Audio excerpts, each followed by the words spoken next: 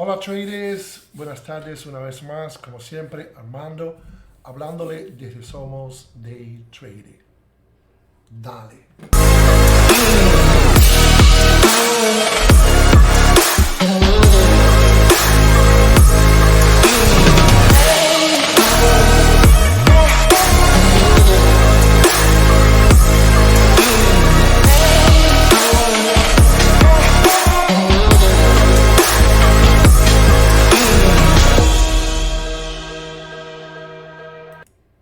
Ok, trader, hoy quiero usar este tiempo de este video para hacer algo completamente distinto de lo que quizás ustedes esperan. Hoy quiero hablarle acerca de un aspecto que creo que es uno de los aspectos más importantes que un trader debe tener en consideración. Y es la parte psicológica del trading. En otros videos, y yo siempre he mencionado muchísimas veces, por mi experiencia propia, que el trading se divide en dos partes. Una es la parte mecánica, que es la parte que tú haces los análisis técnicos, tú miras los gráficos, tú pones la línea de soporte, la línea de resistencia, y cuando tú estás en acción en el trading, tú tienes una serie de reglas que tú sigues en distintas formaciones gráficas, cuándo entrar, cuándo salir. Esa es la parte mecánica que tú usas como trader.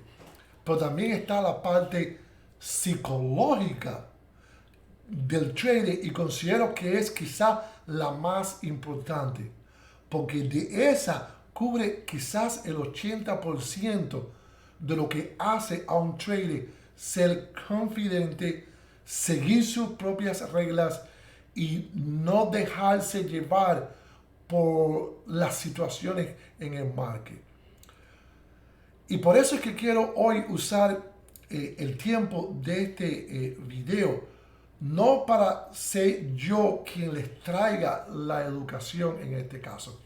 Quiero usar a alguien que es, considero, una persona o uno de los escritores que hay en esta generación sobre el trading más importante, que puede hablarte y educarte y enseñarte a cómo poder conducirte tú emocionalmente durante el tiempo que estás en un trading. Ustedes, al igual que yo, saben que una vez que tú pones tu dinero en un trading, las emociones son bien grandes. Cuando perdemos o cuando ganamos o cuando pasa lo que pasa, tenemos reacciones distintas y todos funcionamos de una forma distinta, pero todos tenemos un mismo propósito. Yo quiero hablarle acerca de alguien que el nombre es Mark Douglas.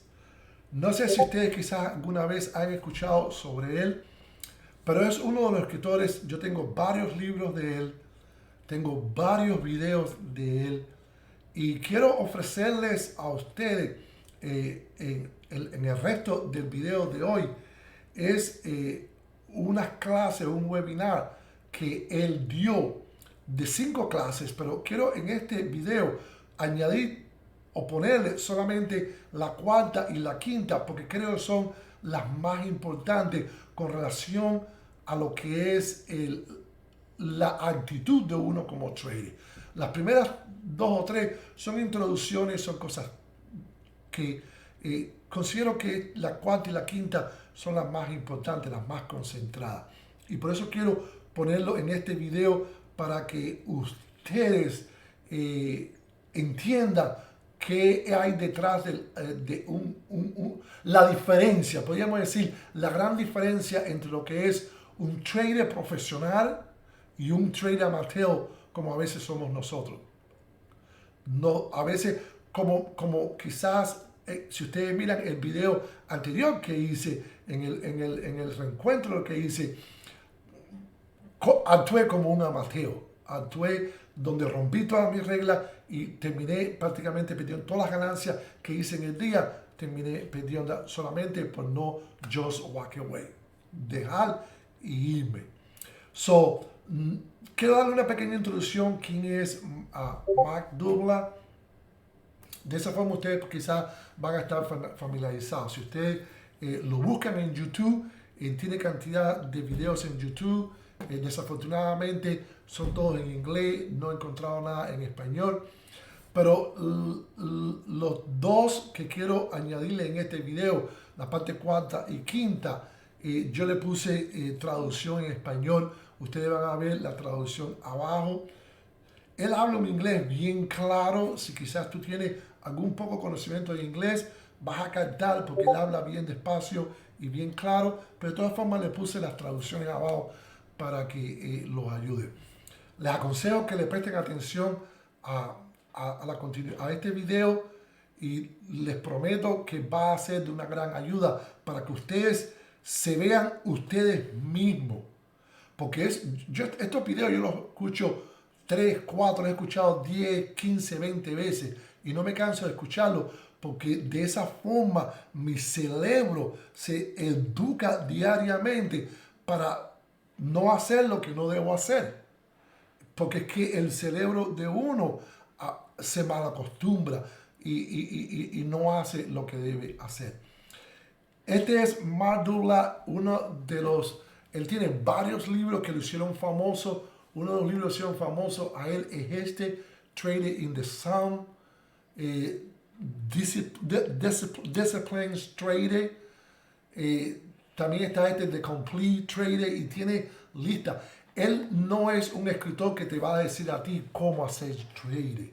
Él es un escritor que no te va a decir a ti dónde comprar, dónde vender y cuáles son las formaciones que tú debes seguir. Ese no es el aspecto de él. El aspecto de él es el aspecto emocional del humano cuando está enfrentándose a un trading. Cómo enfrentar el miedo de hacer trading. Cómo enfrentar el que todo el mundo está comprando y todo el mundo está haciendo dinero y tú no has hecho nada. Ese miedo de perder las oportunidades, etcétera, etcétera. Quiero que ustedes se enfoquen en este video, le presten atención y si tienen que escucharlo más de una vez, porque se lo recomiendo que lo escuchen más de una vez. Dura aproximadamente 2 horas. No es nada imposible que no pueden escuchar, pero si lo pueden bajar en su teléfono, este video mío, lo pueden escuchar y lo pueden escuchar y lo pueden escuchar hasta que ustedes vayan interiorizando y entendiendo cuál es el objetivo que él quiere enseñar. A mí personalmente me ha ayudado mucho y me sigue ayudando. Les recomiendo que lo escuchen y les deseo lo mejor. Gracias, traders. Y nos vemos en el próximo video. In this fourth section, I will cover the underlying dynamics of confidence and fear so that you can build a framework for understanding how to create a carefree state of mind when you trade. Okay, the next section that we're going to get into is exploring the dynamics of confidence and fear. In other words, what was from this morning and just a little while ago, not so much a little while ago, but especially from this morning, what's the primary problem? Why do we have so much of a problem, or what creates the problem in a trade-by-trade perspective? In other words, if I'm looking at the market, if my technical indicator gives me a signal to buy right now, okay, if I'm not predefining my risk, if I'm hesitating, if I'm jumping the gun, if I put my trade on and I want to move my stop, what is it that's going on right now? What's compelling me to make these kinds of errors? Fear. And what's behind the fear? The possible negative mistakes that we've made in the past. Okay, but that's good. Yeah, because you don't want to get tapped into being wrong, losing, missing out, all that pain. But remember, I said what was a universal characteristic of all humanity in terms of how we feel about our expectations being fulfilled? Satisfaction. Well, yeah, no, when they are. But what I'm saying is that it's because I'm expecting this trade to work. Okay, I want you guys got to get this. Okay, the reason why I'm having a problem is because I'm expecting this trade to work. This trade. It's not because I'm thinking that I've got a series of trades. Remember the pattern with flipping the coin? The pattern is that if I've got an edge, well, I'll give you another example. Let's say that I've got a coin that's weighted heavier on the tail side, so that it's going to come up on a percentage basis 65% of the time heads. And I get someone to take the other side of a bet where I get to call the flip every time. What am I going to do? Am I going to try to determine when tails is going to... 35% of the times tails is going to come up. I'm going to call heads every time. That's a pattern, okay? The way it relates here is that I've got a technical methodology that gives me winning trades, let's say 65% of the time. I don't know which of those, of the next 20 trades or 25 trades that come up, I don't know which ones are going to be the winners and which ones are going to be the losers. If I'm going to trade my methodology appropriately, it really obligates me to take every single trade. I can't be picking and choosing my trades based on what I think is going to happen, because hopefully I've already established you don't know. And if you think you know, you're just making it up in your own mind. I'm going to repeat that. If you think you know, you're just making it up. Is everybody all right with what I just said? Yes.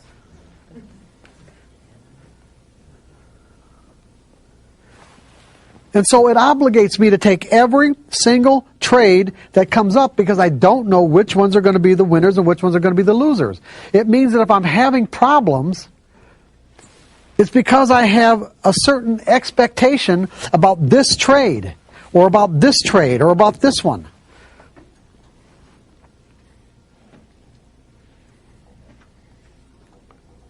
So what if I'm expecting a random outcome? What if I change my expectations?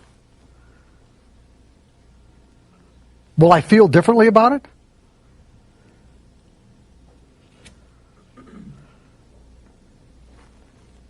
If I change my expectations, will I feel differently about it?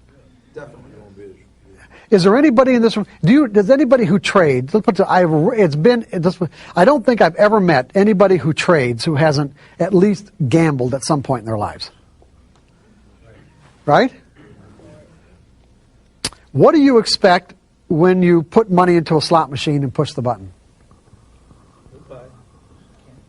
Good. Well, one of those answers was goodbye. I like that. What else? Loud. If anybody's going to say anything. What are you expecting? Really? On this one?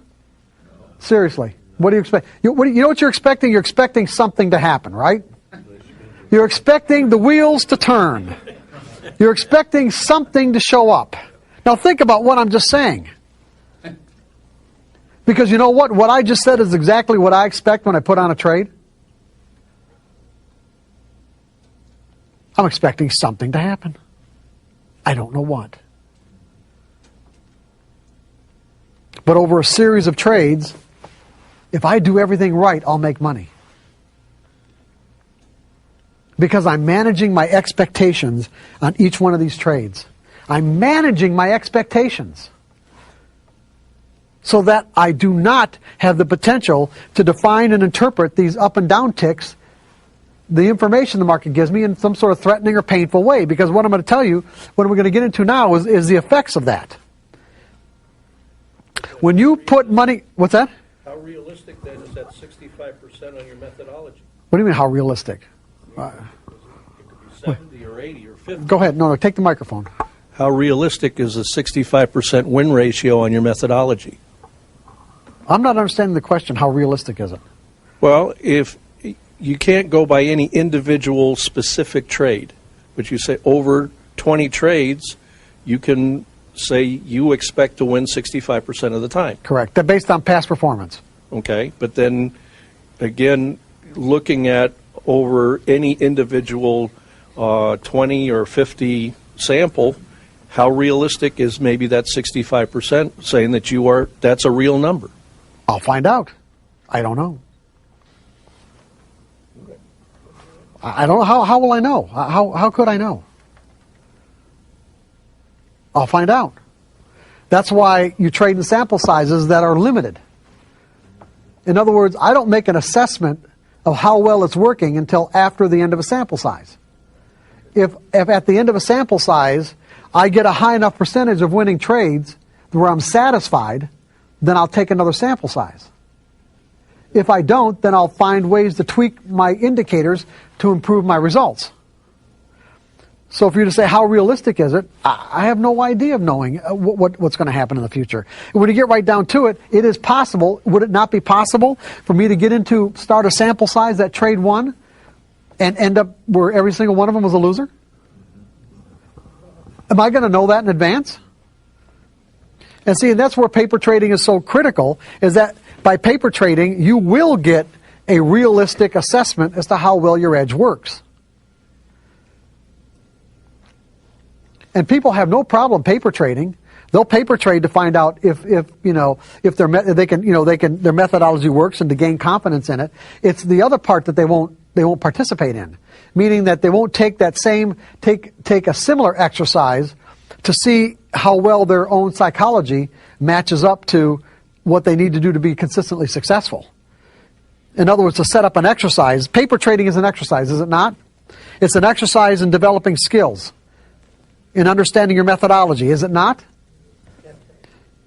So wouldn't it be just as reasonable to set up an exercise to learn how to execute properly, so you manage your expectations? What do you consider a proper sample size? 20, 25 trades. I don't think it has to be more than that. I really don't.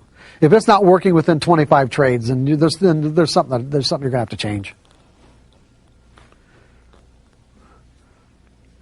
Okay, so it's all about our expectations. When I put money into a slot machine, I'm expecting something to happen. If it comes up a loser, do I get all worked up about this? Does this tap me into my accumulated emotional pain of every time I've been wrong and lost in my life? I mean, look at there are people who trade and because of their expectations, make every error in the book and can't make consistent money.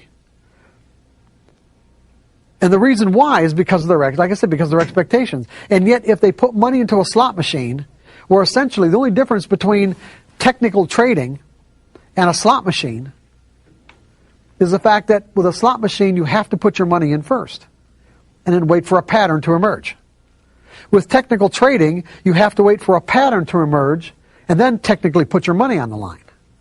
The problem is, because the way our minds think, we think that because the pattern emerged, that somehow or another it's giving us an edge on that particular individual trade. And there's just no way of knowing that. But over a series of trades, it does. So it's like technical analysis gives the individual the availability of being the casino. Technical analysis lets you own the slot machine because you've got the odds in your favor. The casino makes the slot machine available to us because they've got the odds in their favor. But to derive the benefit of those odds, you have to be able to execute properly. And you have to think about this properly. It is just a numbers game based on the odds. That means that you can't put an extraordinary amount of significance on each individual trade.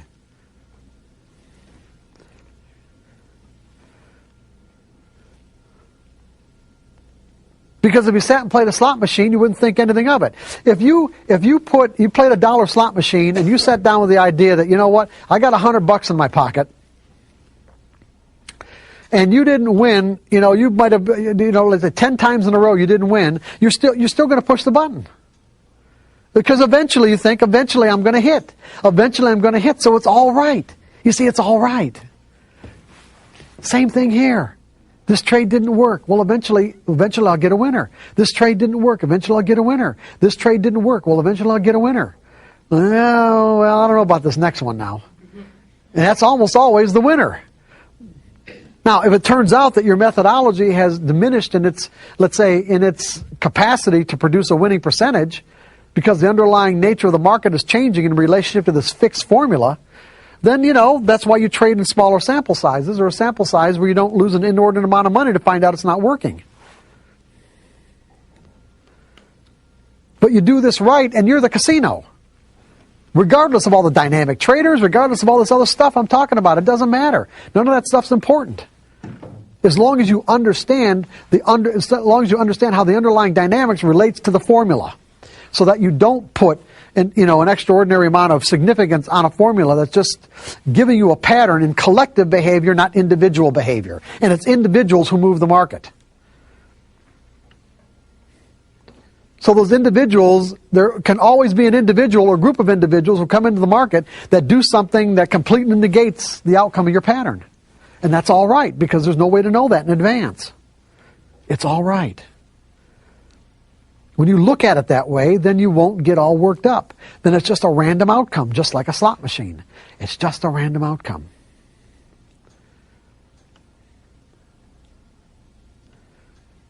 Because that's what you're expecting. You expect a random outcome, you got a random outcome, and there's no emotional significance.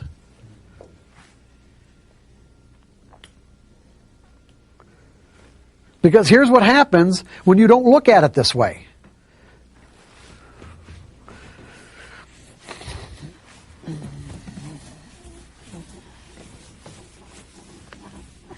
Let's take a typical trader who's operating out of the 4 fears.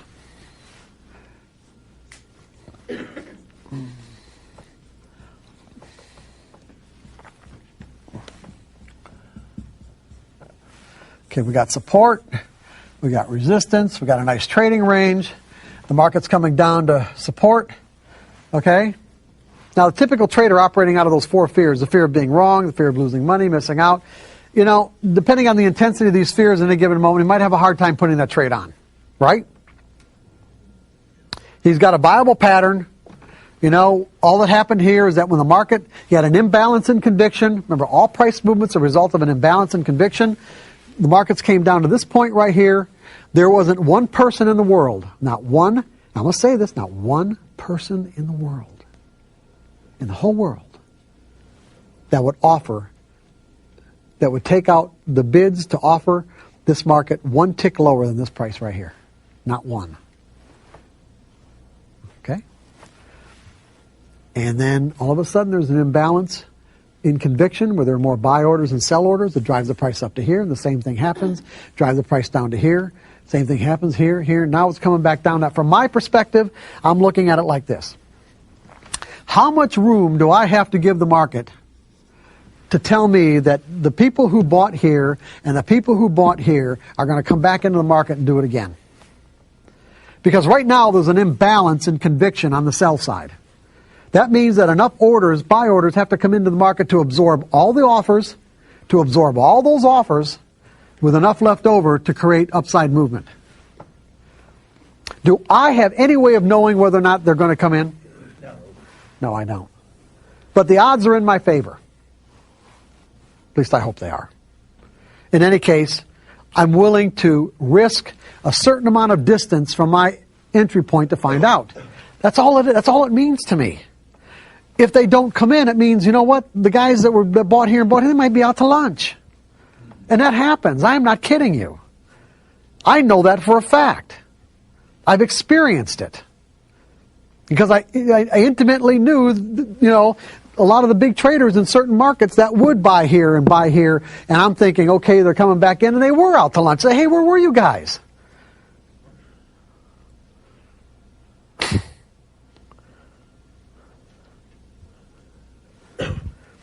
But to the typical trader that doesn't think this way, what's going to happen? If he manages to get the trade on, it's going to be because he thinks he's right. It's because he thinks he knows what's going to happen next. Right?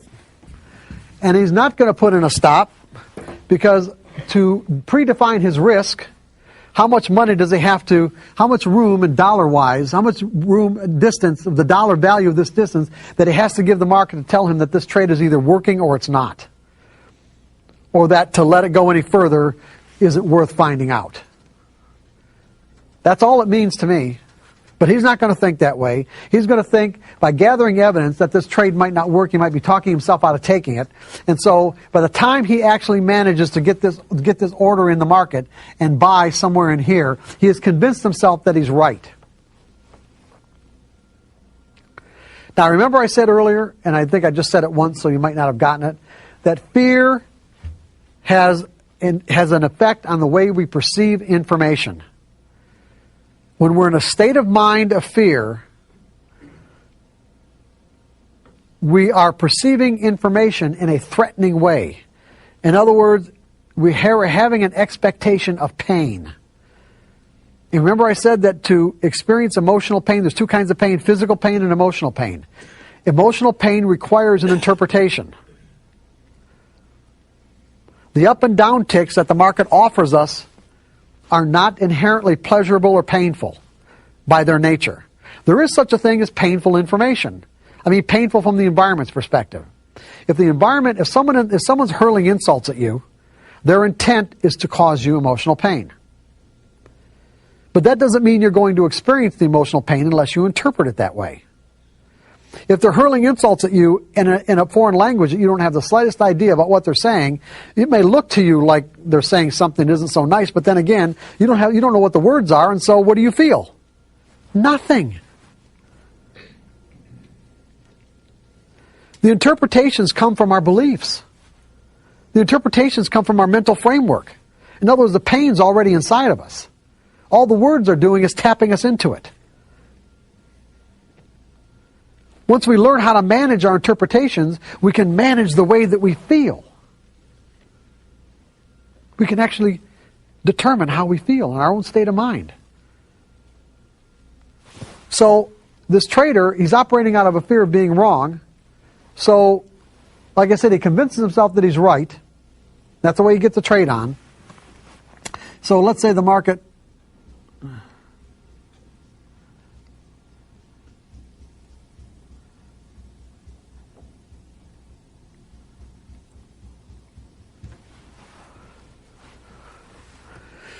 Now, I said that fear causes us to focus on the object of our fear so that we end up creating the very experience we're trying to avoid. This trader is trying to avoid being wrong. Now, we have self-protective mechanisms. They can work at an unconscious level. There are mechanisms inside of us that will protect us from information that we perceive as threatening. It causes what is typically referred to as perceptual blindness, where there are things going on around us that we cannot perceive, even though we have the ability to perceive it, but we're being blinded from it. If I'm afraid of being wrong, what of the information that the market is making available to me, what am I going to focus my attention on, the upticks or the downticks? You're right, the upticks, not the downticks. Meaning that what I will do is I will place an inordinate amount of significance. In other words, the way my mind will automatically weigh this information in terms of what's significant and what isn't, it will give more significance to the upticks than the downticks. Because every time I get an uptick, it will be taking me out of my pain. I'll say, oh, it's finally all over.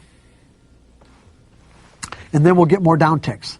And then we get a couple upticks and say, oh, it's finally all over. In other words, what my mind is doing to protect me is saying that these few upticks are far more significant than all these downticks. Now, do I have the ability to recognize a trend?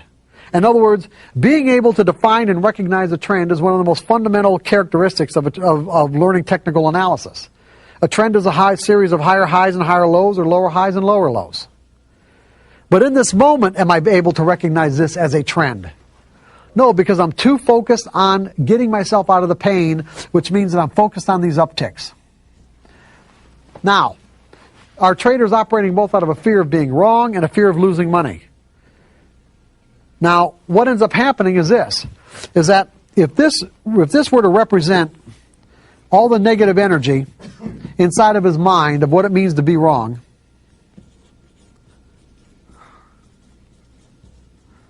there's also negative energy inside of his mind about what it means to lose. And as the market moves further and further against his position, his belief about losing will start to gain more and more significance and start to rise to the forefront of his consciousness and make itself known, make its presence known, until finally he gets to a point where he cannot stand losing one more dollar. And that one more dollar, in essence, is when the pain of losing one more dollar is 1 degree greater than the pain of admitting that he's wrong. In other words, when this pain is greater than that pain by 1 degree, he'll get out of the trade. That's when he'll admit that it's a losing trade and get out. You guys with me on this?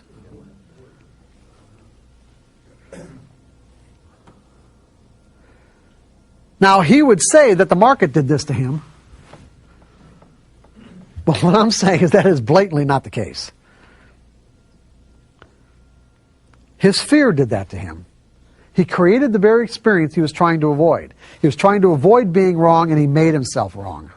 And ultimately, this is always the spot where the market, where the market does that anyway.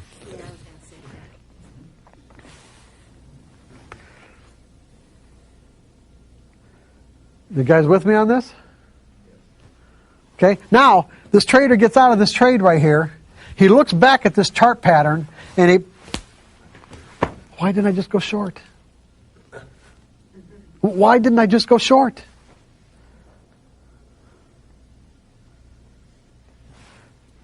The ability to recognize this as a downtrend, or let's say he was blinded from his ability to recognize this as a downtrend. The distinction existed inside of his mind. In other words, he can actually make the distinction of what a downtrend is. But in that moment, while he was in that trade, he was blinded to his own distinctions.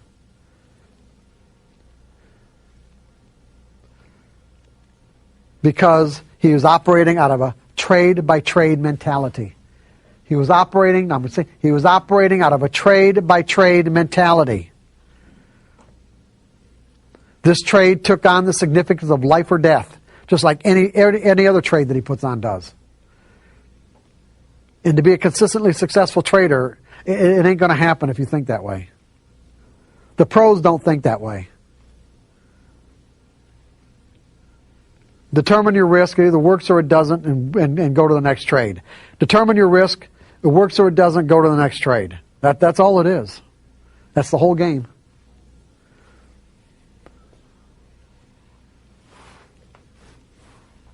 Now, let's say that this doesn't happen, but this happens. Let's say instead of it going against him, that the market does this.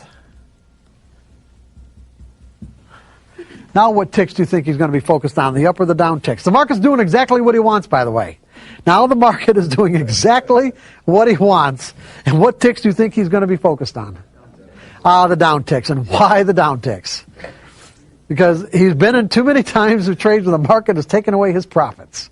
And so he places an inordinate amount of significance on every downtick, and in essence ends up doing what? Leaving money on the table. So what he does is, let's say he gets out right here, so he cuts his profit shorts and lets his losses run.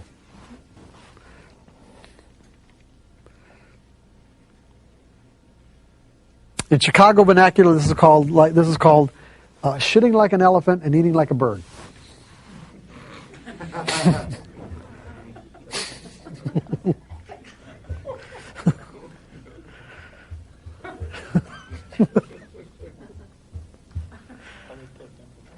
What's that?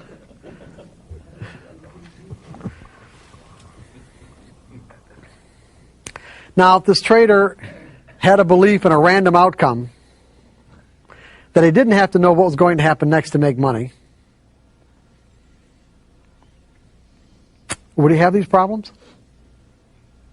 What would he be expecting if he had a belief in a random outcome? That there was just a random distribution between wins and losses on any given set of variables that defined his edge. If he believed that, if he believed that it only took one trader somewhere in the world to negate the positive outcome of his edge, if he believed that no matter what reason he thinks he has for putting on that trade, that the reason why it works or it doesn't work will almost never correlate to the actual reason that he conjured up. If he believed all these things, how would he be handling this? Come on, how would he be handling it? Tell me. Well, he would have a plan, or in my words, I like to use the word strategy. Okay. When he got into the trade, when he got into the trade, he's going to say that, okay, when it reaches this level right here, I'm going to get out. If it goes down to this level down here, I'm going to get out. Now, he may have ended up leaving some money on the table, but at least he's going to be in that percentage that he had already predetermined that's going to create him to be a winning percentage of trades. Would he have be saddled with the same emotional problems that he had if he was operating out of a fear of being wrong or losing money? No, because he didn't have any emotion in the trade. It's saying, hey, it's following my predetermined plan that I have in place. Right. And it either works or it doesn't, right? That's right. Because I trade from a series of trades perspective. I don't know what each individual trade is going to do.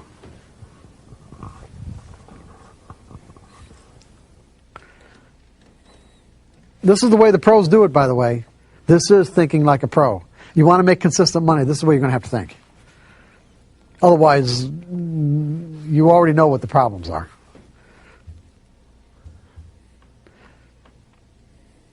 Trading will take on a quality of being exasperating because you can see the potential and it seems like you're always just like that close from getting it and you never get there.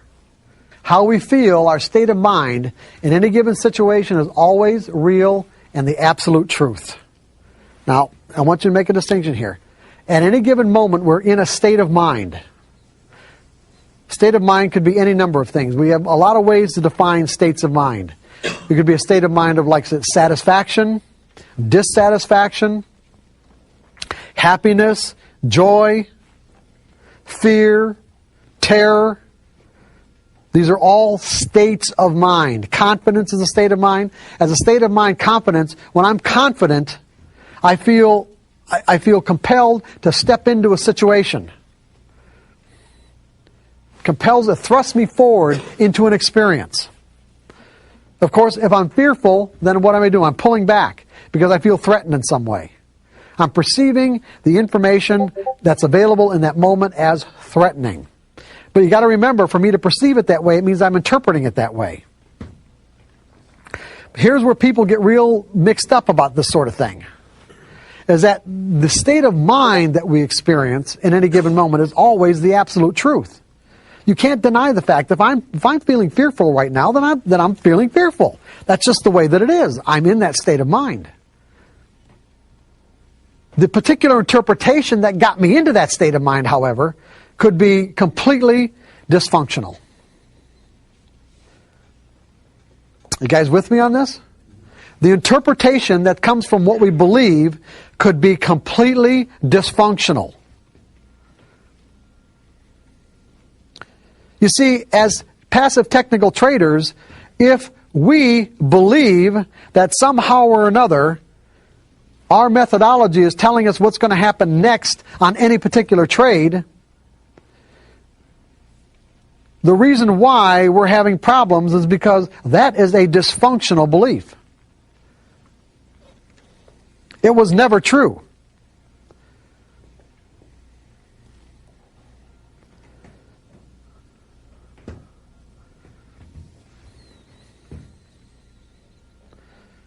Now, the states of mind that result from that belief are real. So, for an example, if I put on a trade and it turns out to be a winner, I think that I'm right. And as a result, I feel great.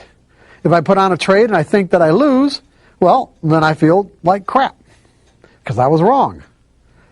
The reality is neither one was really true. Because when you win, you weren't right. And when you're wrong, you weren't wrong.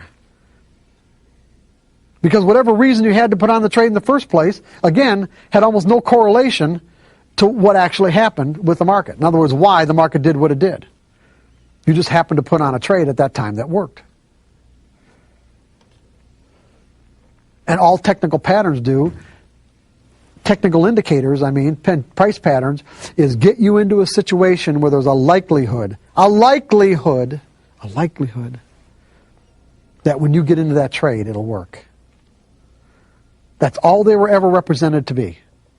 You understand what I'm saying? That's all they were ever represented to be. I'm not saying they don't get, screwed up somehow in terms of the way people represent them, but that's all that basically they ever were. It's not on a trade-by-trade basis. Now we're going to get into the last part of it. We're heading down to the home stretch, guys. Heading down to the home stretch. Are we all right up to this point? As far as anybody have any questions about fear and confidence and the relationships that we're talking about? That what we're talking about is the fact that we've got to, if we want to think like a pro so that we can experience the kind of results that the pros get, which are consistent, it means that we have to change our perspective from trade by trade to series of trades. Does anybody have any questions about that and why that's essential? So if you know that, why do we have to go to a series of trades perspective? Why?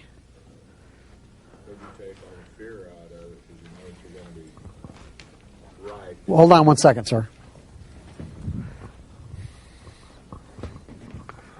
Taking all the fear out of it, and you know that through a series you'll be right more of the time than you will be wrong, and you take all the fear out of it and just work on that basis without any emotion. Correct. And why isn't there any emotion? When you give me specifically why you think there's no emotion. Well, you're doing it out more of a mathematical concept and not, I think it's going to do this. You're taking it's either going to be right or it's going to be wrong, and you either walk away or stay in it. I want you to use the words expectations in your answer, okay? I don't really have any. I don't have any expectations. It's either going to work or it's not. Yeah. In other words, this particular trade, you don't know what you think something's going to happen, but you don't know what. Right. When you put money in a slot machine and push the button, you think something's going to happen, but you don't know what. And if it comes out to be the jackpot, well, hey, that feels great. You're surprised, right? When I put on a trade, I feel the same way. Literally, I don't know. I don't have to know. I just have to do what I need to do to make money on a consistent basis. Which means I have to take every one of these trades. I can't pick and choose. The only reason why I pick and choose is because I think I'm right. So when you change your perspective from a trade by trade to a series of trades, it automatically manages your expectations in a positive way. I'm going to set this up for you as an exercise in a little bit, okay? But I just want to make sure we're anybody else have any questions about any of this? So you know, so in other words, what we're doing at this, what are we doing at this point then? So you know where you want to go, right? So do we know where we want to go? We want to get to a point where we are actually changing the way that we think. When you walked in here this morning, you didn't think like a pro, did you? Now you have some idea of what it means to think like a pro, right? Come on, yes or no? Come on, guys, give me some response. Okay. How are we going to get there? Now we might understand it. How are we going to get there? Well, the paper trading, yeah, sort of. But I'm not saying you just have the answers. I'm saying we got to have a way to get there, right? We have to have a series of steps to be able to get to this particular mindset. Because what we're really talking about here is we're talking about changing the way that we think. Now that can have some profound implications, right? No one seems to like to change the way that they think. Most traders have to go through the process. Remember this morning, the common thread between all traders who end up, being really successful is that they end up having to lose one or more fortunes, or what they defined as a fortune to get to that point. It's because the process of losing caused them to change the way that they think about trading. Now, do you want to do this the hard way or do you want to do it the easy way? Easy way. Okay, I'm getting some response here. Good. The easy way, right. We want to do it the easy way. So this is what this is all about now. This is what the last part of the workshop is about. It's about doing it the easy way. What's that? Right, there you go. How do we change? Oh, that's a good question, right? That's a real good one. How do we change? A lot of theories. A lot of techniques about it, a lot of theories on techniques. As far as I'm concerned, change is really a function of, well, you can break down to a series of steps, but really change is really a function of desire. When you get right down, remember how we took price movement and boiled it down and distilled it down to simply what? Price movement, all price movement is a function of what? Imbalance and conviction between buyers and sellers. All change is a function of desire.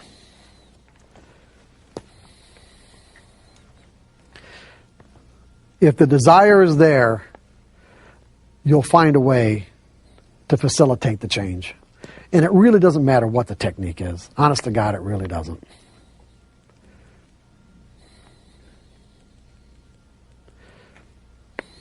I'll give you an example right here.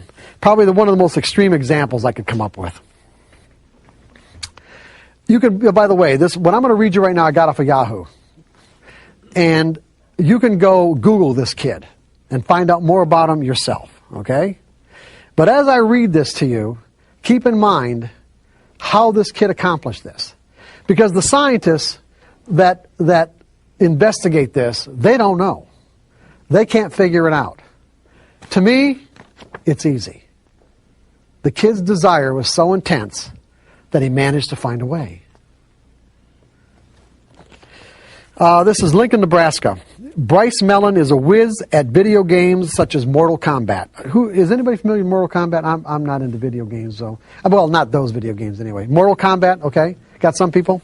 Is this a tough game? Yeah? It's challenging. Challenging, okay. In that regard, the 17-year-old, and he's a little older now, this was a couple of years ago. In that regard, the 17-year-old isn't much different from so many others his age. Except for one thing. He's blind. And as he easily dispatched foes who took him on recently at a Lincoln Gaming Center, the affable and smiling Bryce remained humble. I can't say that I'm a superhero, he said, working the controller like an extension of his body. I can be beat.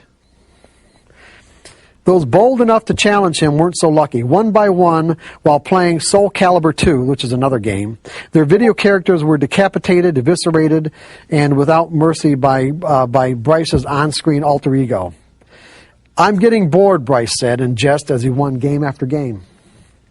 Blind since birth, when his optic nerve didn't connect because of Leiber's disease, Bryce honed his video skills over the years through patient and not so patient playing, memorizing key joystick operations and moves in certain games while asking lots of questions, paying particular attention to audio cues. He worked his way up from games such as Space Invaders and Asteroids into modern combat games.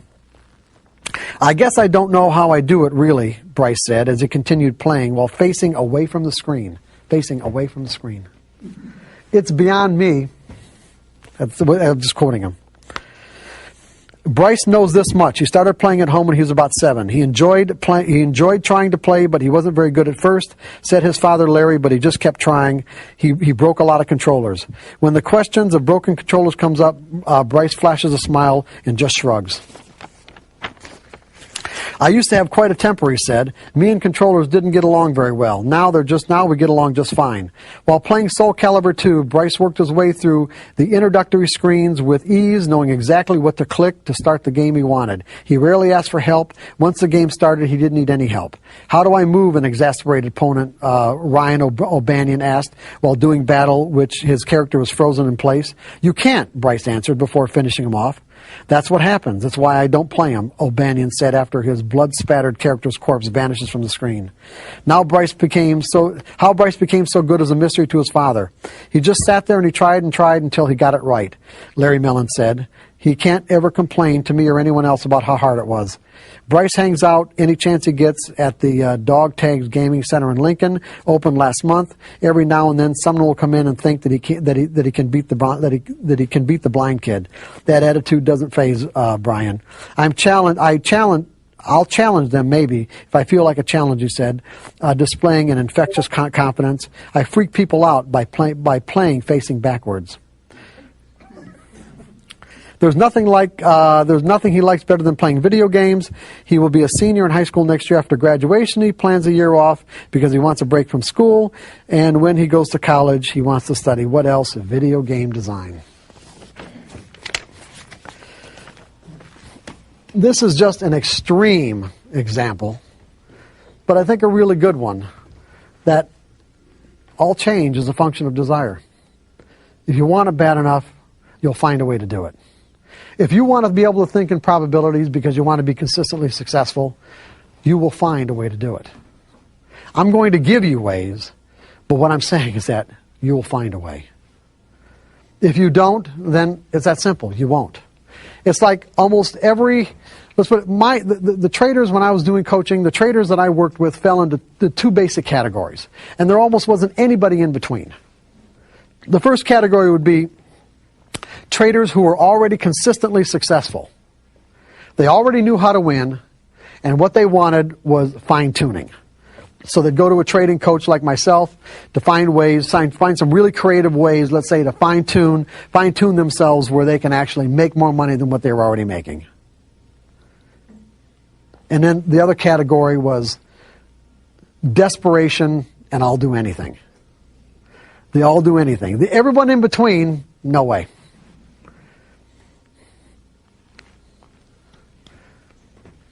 And even the all do anything wasn't always sincere.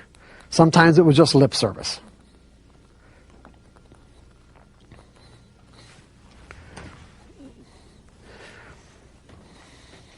Change is also a function of the degree to which we change, is also a function of the clarity of your intent.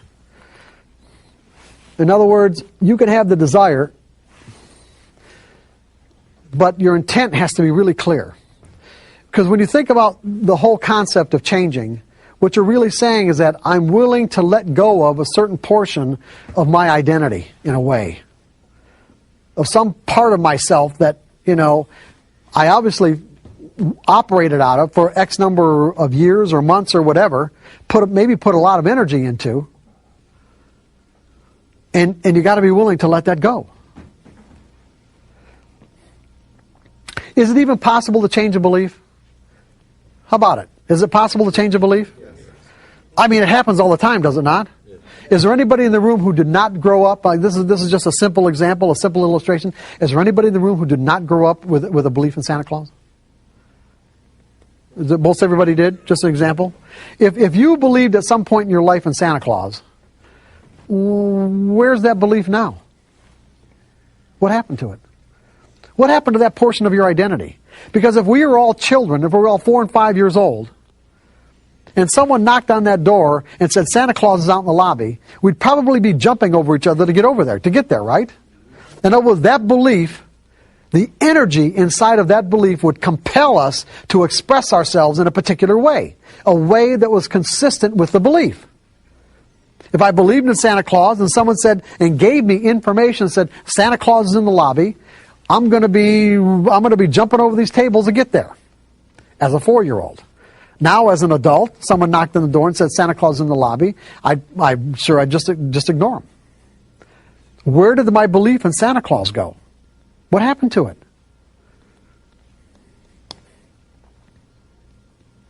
Just let it go. Yeah, I don't know the underlying. I mean, really, I can't say that I know the underlying dynamics of how that energy got transformed.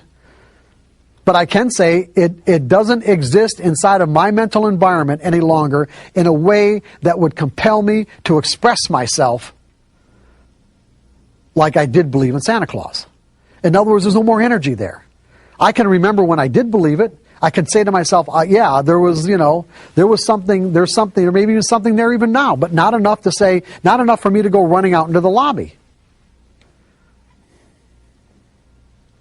You can say before you walked in here that you might have had a real strong belief that whatever you used to determine your edge gave you that edge on a trade-by-trade basis.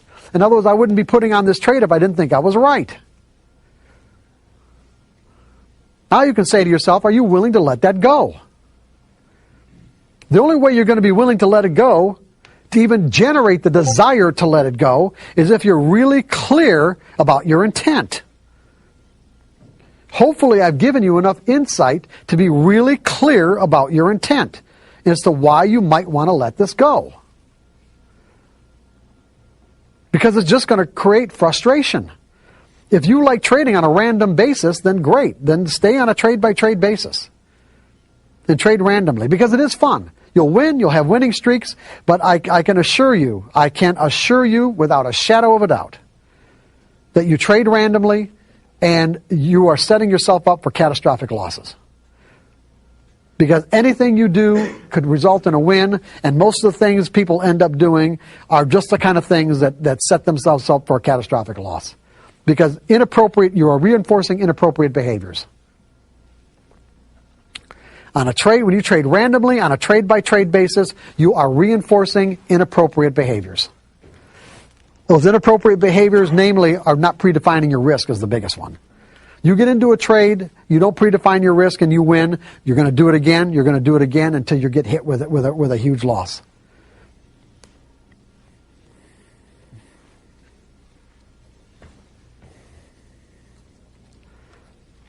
And sometimes those are really hard to recover from. And in fact, for most people, they're almost impossible. Not that you can't, it's just that they just don't have the resources for it, nor do they have the desire or the inclination to do it. They just walk away.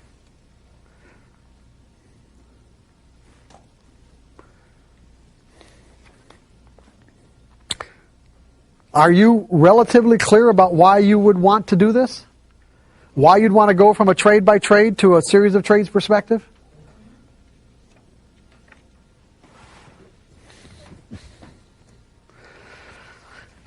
Sincerity. See, you need the desire, you need the clarity, and you need the sincerity. It can't be lip service.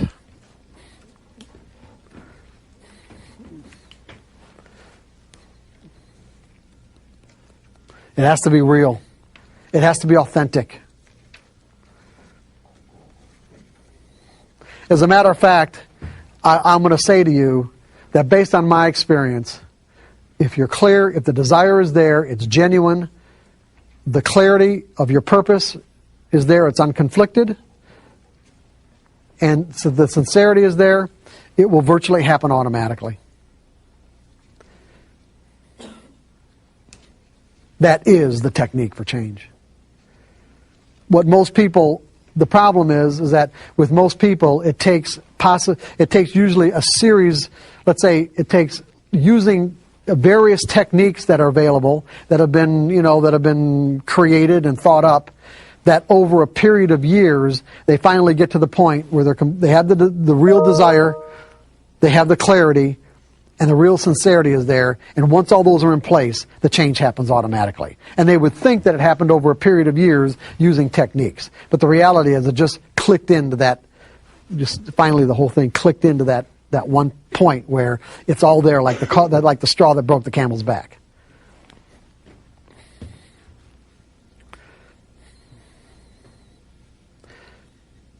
I mean, a good example would be about what I'm talking about in terms of how clear you have to be in some cases, because some of the energy that you want to move out in terms of a conflicting or dysfunctional belief, it could be really strong energy.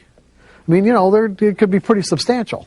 When you think about it, I mean, there are traders that I worked with many years ago especially that were really, hardcore technicians. I mean, these are really hardcore guys that just, I'm not even going to mention the techniques they use, but it's like, well, I'll get Elliott wave casualties. I mean, there were guys that were just, there was a time in the late '80s and early '90s where a lot of my off the floor traders were what I call Elliott wave casualties, and because these are guys who just who love to analyze, and when they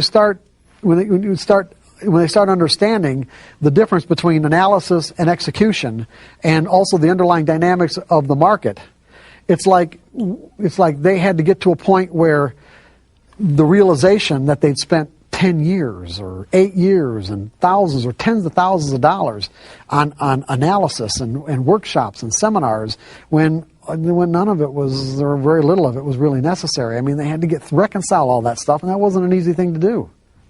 That wasn't an easy thing to let go of. It wasn't an easy thing to say, okay, it was all right. I know what I need to know now, and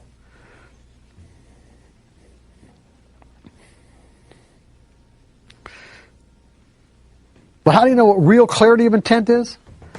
Imagine yourself being held underwater. Imagine yourself being held underwater, and as your air starts to run out, second by second, it gets to the point where you believe that if you don't get a breath of air right now, you're going to drown. That is a point at which every fiber of your mental being is aligned is aligned 100% with your desire for that next breath of air. There's no conflict. There's no hesitation. There isn't anything that argues inside of you for anything else other than that next breath of air.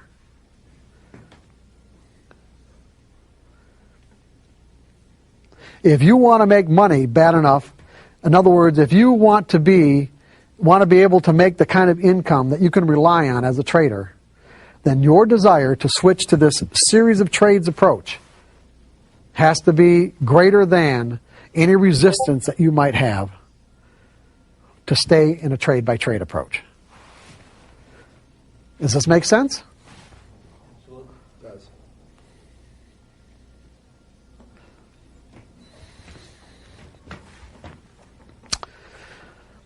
Degree of conviction. I just basically gave you that too. How much energy is behind your desire. Energy moves prices in the market. I mean, what moves prices? An imbalance in conviction. What does conviction imply? Conviction implies energy. Energy. I am not going to bid a price up to a next highest level unless I think I know what the hell I'm doing and that I can make the market go further, or someone else is going to come in and help me out.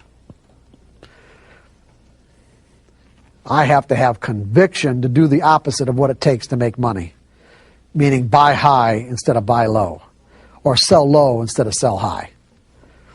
My conviction in the future has to be greater than the guy on the other side of the trade. Conviction moves prices. Conviction will move energy inside your mental environment.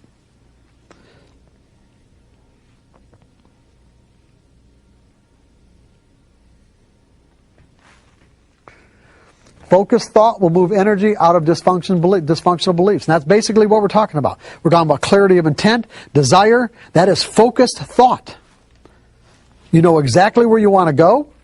You want to get to the point where you believe that there's a random distribution between wins and losses, that anything can happen, that you don't need to know what's going to happen next to make money. And that's the big one. I don't need to know what's going to happen next to make money. If you understand the benefits of installing those beliefs inside your mental environment as a core component of your trading personality, then you will find a way to do it. I'm going to give you a way, but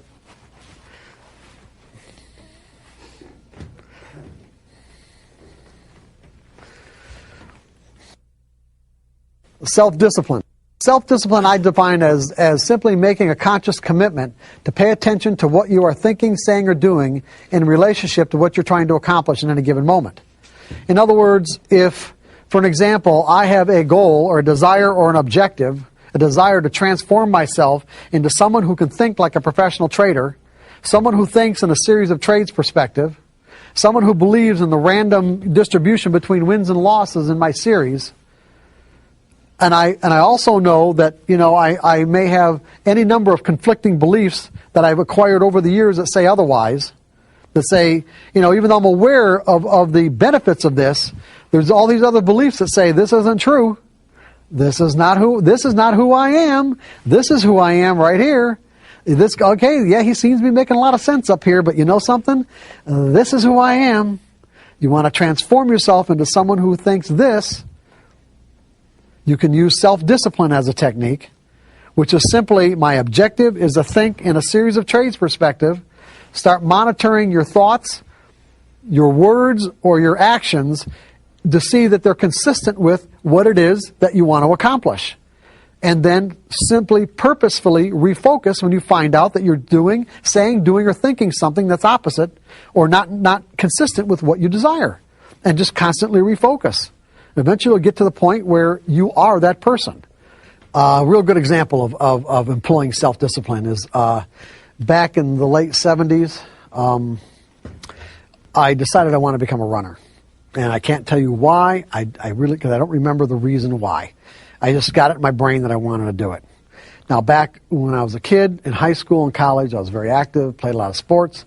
But from that point on, my lifestyle was such that I ended up becoming somewhat of a slug. And I say a slug, just, I watched a lot of, my primary vocation other than working was watching TV. And so when I decided that, I wanted to become a runner, what did I do? I went out and ran. And I found out that I couldn't. I mean, I say I couldn't, I literally couldn't.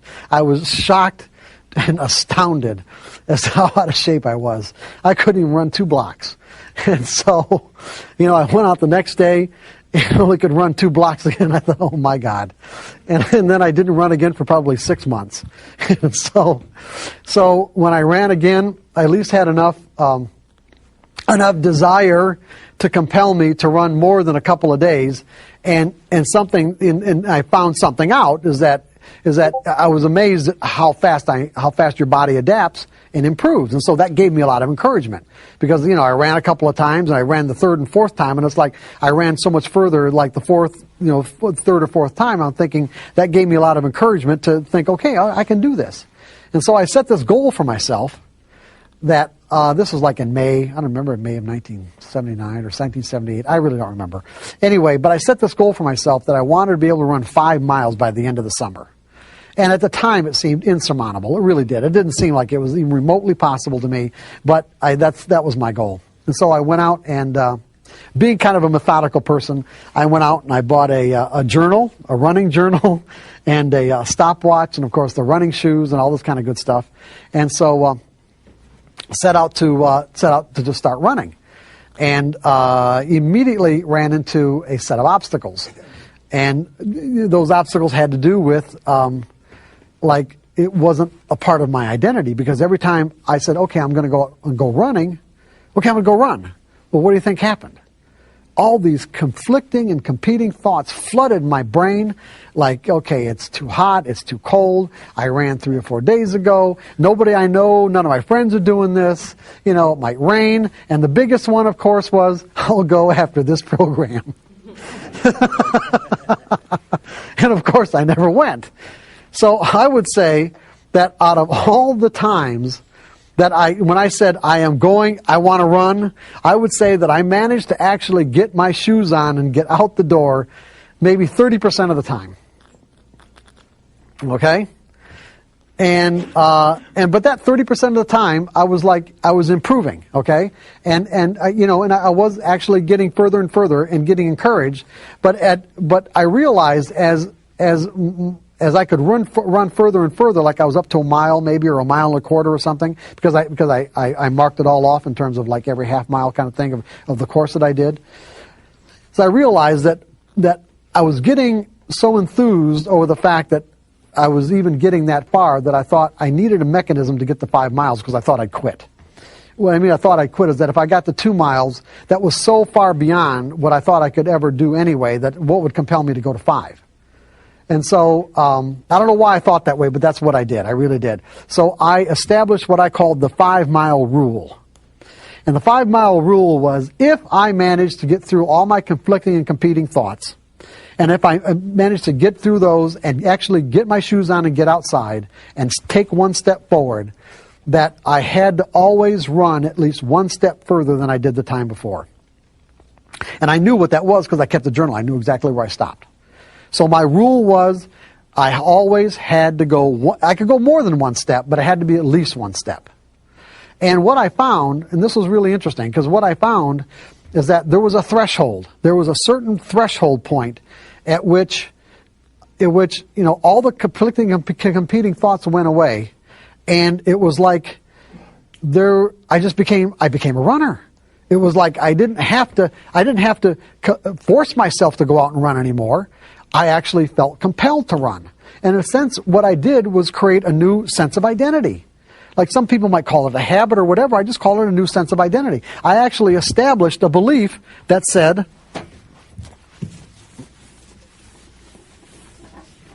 I am a runner. That's who I am. You see, it's like it was people, and then my friends and family, they all thought that I was really disciplined. Because that's what I say about, most people think discipline is a personality characteristic. I don't define it that way at all. I define it as simply a technique for change.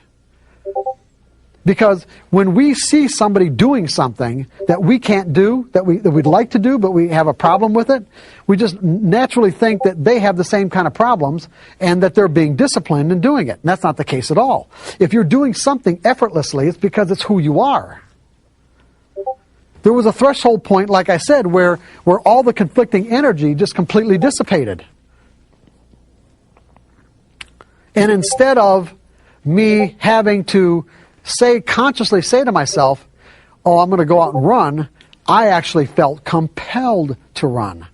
Then I got to the 5 miles, and then I got to the point where I was running so much that I actually had to establish a corollary belief to learn how to listen to my body, because there were days where my body was basically saying, hey, this is not a good day to run, and give yourself a rest. And that had to be all right. But for a while it wasn't, because when you start injuring yourself, then you know you're overdoing it. So I actually had to establish a belief that it was all right not to run. So it went from conflicting and competing thoughts to this is who I am. And now it's effortless. Completely effortless. There's no conflict at all. That's what you're going to have to learn, or that's what you're going to learn how to do with your trading. You're going to learn how to put on a sample size of trades where it becomes completely effortless, where there's no conflicting or competing thoughts about what it is that you're doing and why you're doing it. It wouldn't even occur to you to make the kind of mistakes that you typically make now. That's what you want to do. You want to get to the point where it doesn't even occur to you. It doesn't even enter your brain.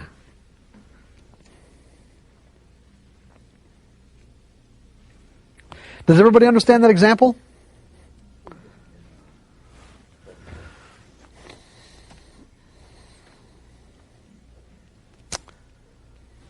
And like I said, when you realize that you're not appropriately focused on your objective, meaning you notice that you're either thinking, saying, or doing something that's inconsistent with what you're trying to accomplish, you deliberately refocus your attention on the object of your goal.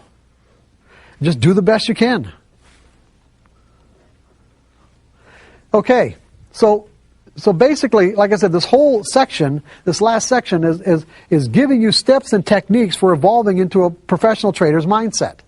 So what you want to do is you want to resolve. In other words, say to yourself, my desire is to be a certain way so that I can make a consistent income from my trading, something I can rely on. So I resolve to stop analyzing or trying to figure out if the current opportunity to put on a trade is going to work. Resolve to stop doing that. And when you find yourself doing it, consciously refocus your thoughts that analyzing is not beneficial in any way. As a passive technical trader, you are dependent on the behavior of the traders to make your trade a winner. And you are using a mathematical formula or price pattern to predict what they will do. Math formulas or price patterns don't know the intentions, objectives, or reasons why the individual traders who are capable of moving prices behave the way they do. As a result, you will almost never know the real reason why any particular trade worked or not. There's nothing to analyze. There's just nothing to analyze. Nothing.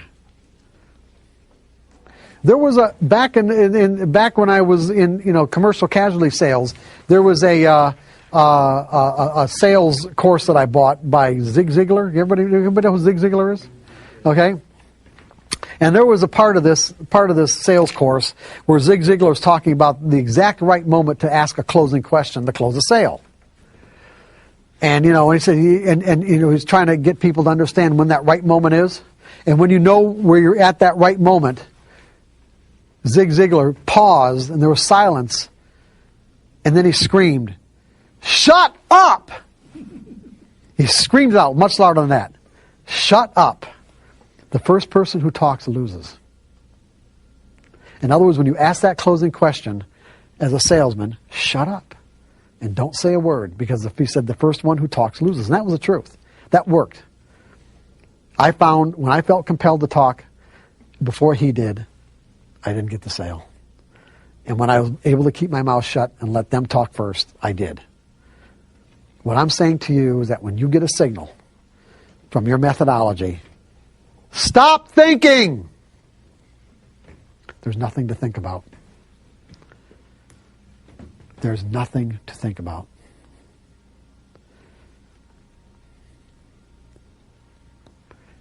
Do you understand why I said that? Just put on the trade. There's absolutely nothing to think about. Just put the trade on.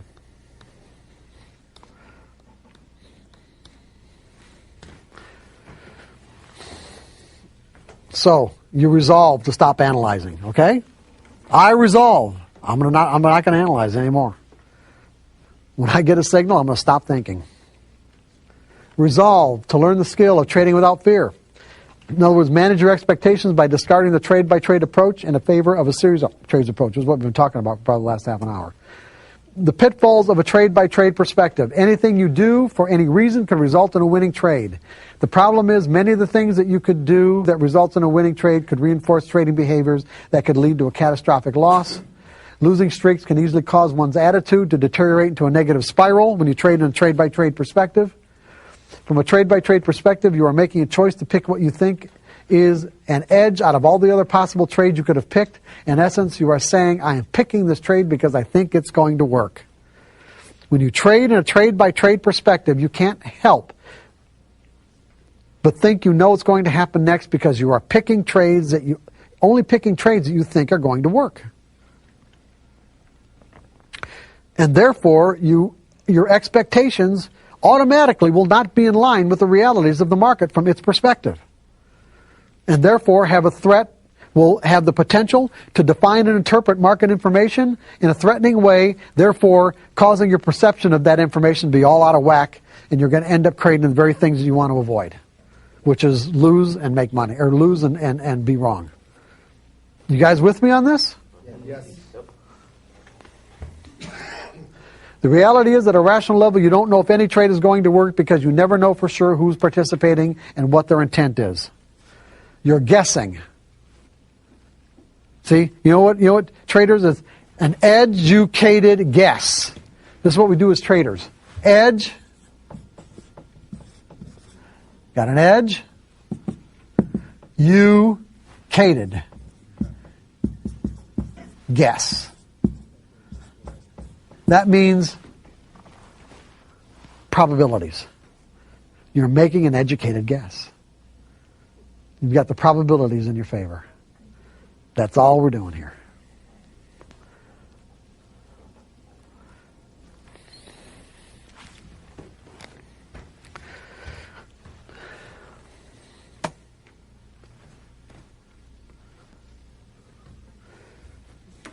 With a specific expectation of the outcome, any market information that doesn't conform to what you expect will be perceived as threatening. You will be trading with fear.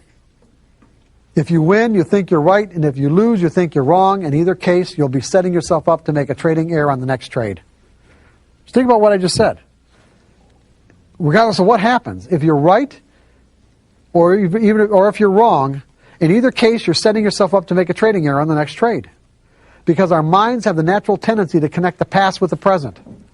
If the trade was a winner, in other words, if you're trading in a trade-by-trade perspective, and you think you were right because you won, in other words, whatever reason you use, the market seemed to validate that reason. We know now that that just is not the case. If the trade was a winner, we're susceptible to, on the next trade, not predefining the risk. Well, the last one was a winner. I knew for that reason. I knew what was happening. Therefore, the risk doesn't exist.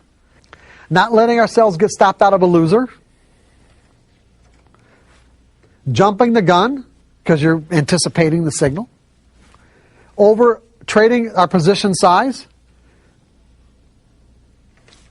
Not booking any profits because you think it's going to go on forever.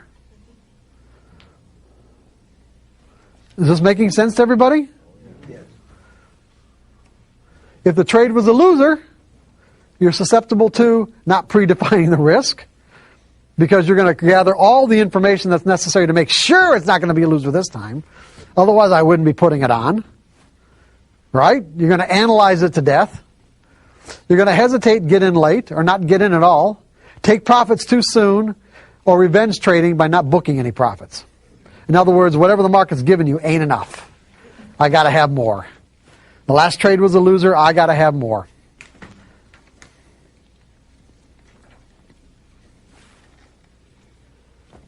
The benefits of a series of trades perspective. You know exactly what behaviors serve your purpose and what behaviors do not.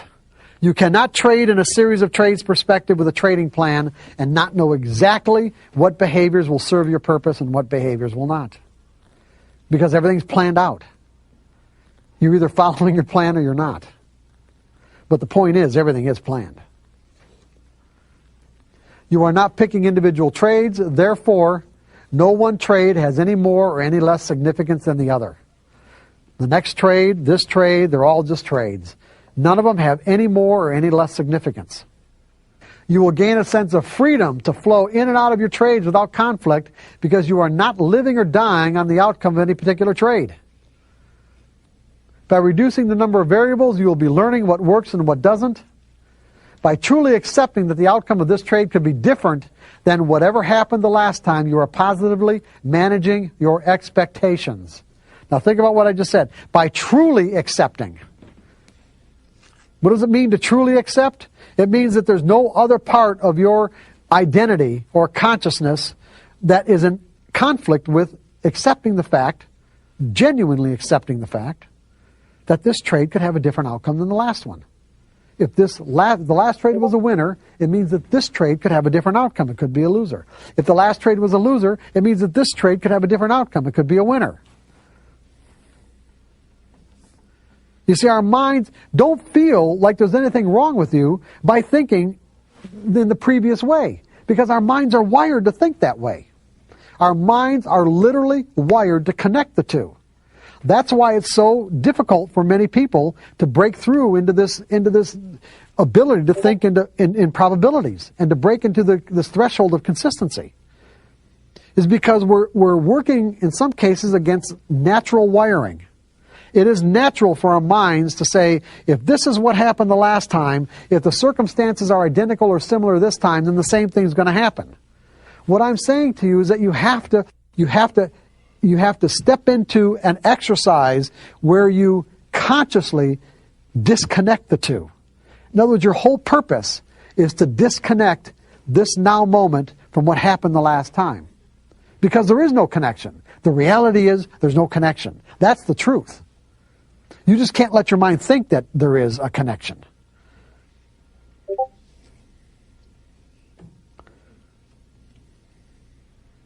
There is no connection between the outcome of this now moment opportunity with what happened the last time, even though the variables that are getting you into this trade or identifying this opportunity are identical. That creates quite a paradox for our brains, okay? That's why people can understand the nature of probabilities. They can understand them, but they can't function from that perspective. You have to train your mind to function from that perspective. That's what separates everyone from the pros. Okay? You have to train your mind to disconnect. Don't let yourself think that there's any connection between now and what happened the last time. Because the reality is there is none. There really isn't. I don't care how identical it looks.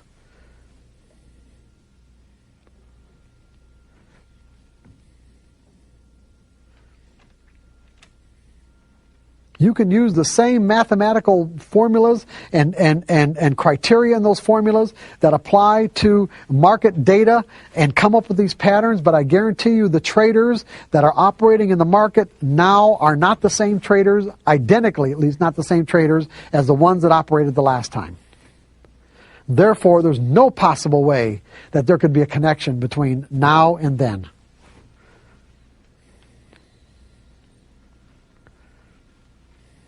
There's just no possible way.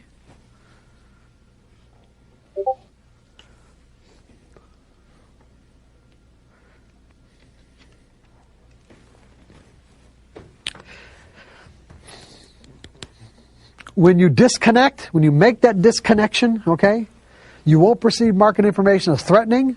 You'll eliminate the potential to make a trading error, and you will be aspiring to trade without fear. in a carefree state of mind. Now that you understand that your technical methodology does not tell you what will happen next on a trade-by-trade basis, in this section, I will take you through a step-by-step process that will integrate the principles of consistency as a functional part of your trading personality. Up to this point, we've talked about how we get into this mindset, about resolving to think in certain ways, but this is learning how to disconnect. In other words, learning how to circumvent that natural mechanism in our mind that automatically connects things, connects similar events, this now moment opportunity, this now moment event, with something that's in our mind as a memory. If there's enough, if there's enough similarity there, it'll tap us into a state of mind that's identical to our memories, as opposed to what might be available in the now moment, which may be very different than what we think that it is. I mean, that's where we have relationship problems, communication problems. It's like this connect mechanism really does cause us a lot of problems. It really does, because in many cases, a lot of the pain and heartache that we feel in our lives is not connected at all with what's really happening in that moment, but you wouldn't be able to convince ourselves, or no one would be able to convince us, or wouldn't be able to convince ourselves that what we weren't experiencing in that moment wasn't real, because what we were experiencing was the energy. It was the fear, the confidence, the dissatisfaction, the betrayal. The energy of it is real, that you can't say this is not what's happening. But the problem is that the interpretation of the information that tapped us into the state of mind, and the connection that our mind automatically made from this now moment to some memory in the past, could be, like I said, completely erroneous. When you look at the very nature of the universe and the way it exists, there is no possible way that any moment could ever duplicate itself. No two moments are ever alike, ever. And could never be. Because if you just look at it, if you look at physical reality, it's constructed of atoms and molecules, and those atoms and molecules are in constant motion. They are in constant motion. For two moments to ever duplicate themselves, it means that all the atoms of all the molecules would have to be in the exact same spot they were in some previous moment right now. And that ain't going to happen. So when you really get right down to it, every moment is really unique. Every moment in the environment is really unique. But our minds don't process information that way. Every moment in the market is genuinely and truly unique. But our minds don't process it that way. We have to train our minds to process it that way if we want to make ourselves the casino. If we want to put ourselves in the situation where we are the casino, then we got to get our minds to process information in a different way. Richard had a comment that I thought was really good. We tend to associate with a winning trade or a losing trade. That when we do suffer a loss, we tend to think of ourselves as a loser, instead of that is just a trade that turned out a loss. Right. And when we do get a winning trade, we think, well, I'm a winner. So you get caught up in the emotion of it instead of looking at it, that was a bad trade, this was a good trade. It has nothing to do with whether or not you're a winner or a loser. Richard, have you ever played the slots? No. Never? Well, yes. Why couldn't you say? Yes, go ahead. Not anymore, because No, I understand. No, did I say have you ever played the slots? Yes, sir. Okay. When the tumblers didn't come up with any kind of a jackpot, did you think of yourself as a loser? No. Why? Because I know that the slot machine is rigged against me. Well, okay, but did you think there's any possibility of ever winning? Absolutely, because I did get some. But In other eventually ended up with an empty pocket. But in other words, you walked into it with the belief that on any particular time that you push the button that there was a random outcome. Correct. You knew that, right? And so therefore you didn't think of yourself as a loser. Correct. Have you ever thought of yourself as a loser when you had a losing trade? Yes. And what would be the reason? Because I lost. No, because you didn't believe that there was a random outcome, right?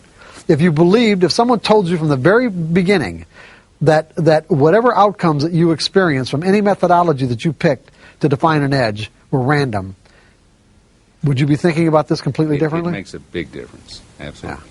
So in other words, you wouldn't have the same emotional problems that you might have with the kind of errors and everything else that goes along with trading with fear if someone would have just said to you, you know what, there's a random outcome.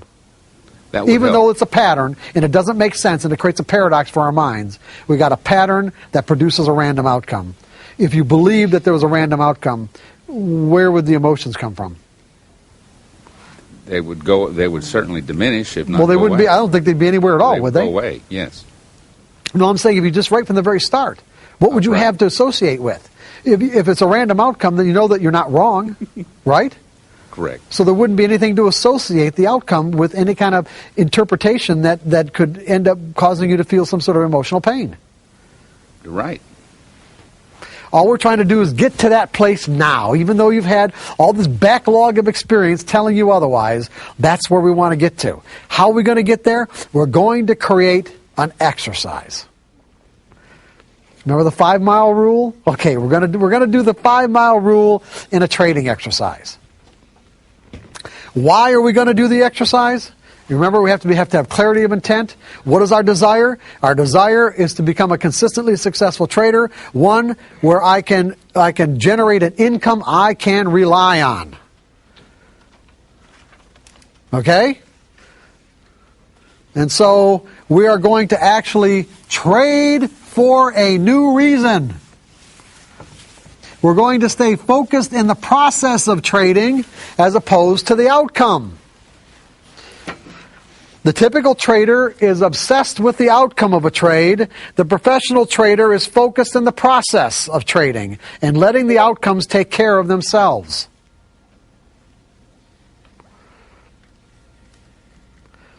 As a matter of fact, the best traders that I've ever encountered love the process of trading.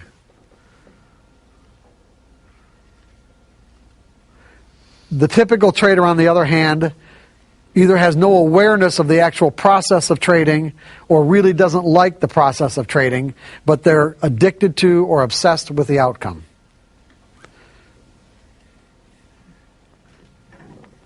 So you have to make up your mind, and everyone in this room at some point in their lives, for some reason, has decided to make up their mind about something, and when you have, you got results. I know everyone has had that experience. You've made up your mind with so much desire, so much clarity of intent, and with absolute sincerity that you got the desired result.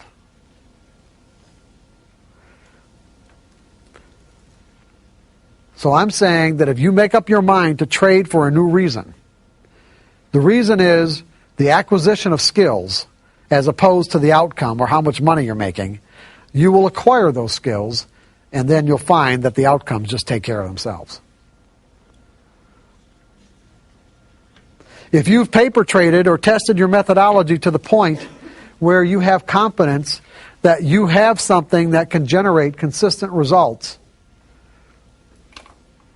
then you can do this exercise. If you haven't, then you're going to have to do that first. You're going to have to plan your trades.